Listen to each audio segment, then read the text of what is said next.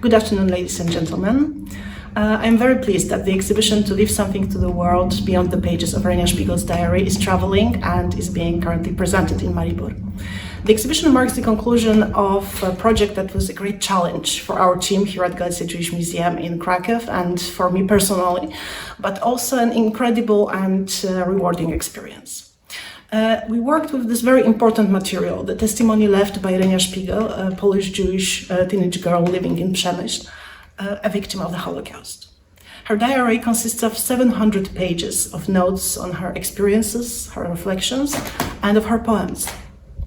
Renia was born in 1924 and she perished in July 1942. Of her entire family, only her mother and younger sister survived. And her beloved boyfriend, Zygmunt Schwarzer, also survived.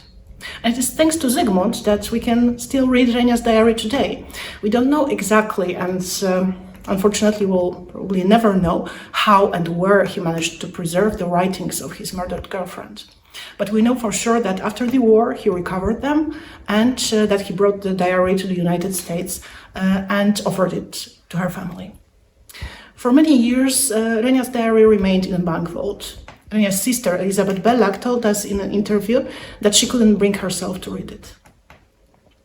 It was too difficult and too painful for her.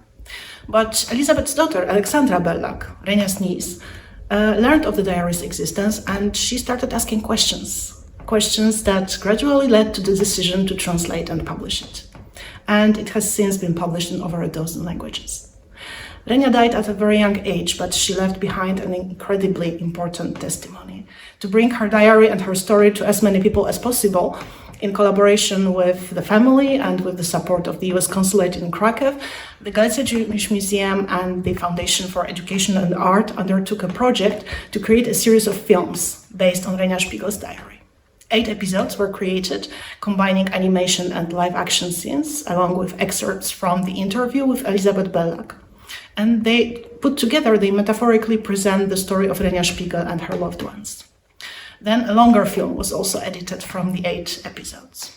The final stage of this project was an exhibition, which you can now see in Maribor. The exhibition, which tells the story of the family, also discusses the fate of the diary itself and provides additional context for the film's content. We used photos and documents from family collections, and here we are very grateful for the help and support of Renia's family, Elizabeth Bellak and Alexandra Bellak, and of Zygmunt's family, Michał Schwarzer and Pamela Schwarzer-Lieberman, who answered our numerous questions, dispelled many doubts related to the story, and also provided us with extremely valuable materials. I would like to invite you to visit this exhibition, learn about this very important story, and share your reflections. I would also like to encourage you to read Renia's diary, which is available in Slovenian.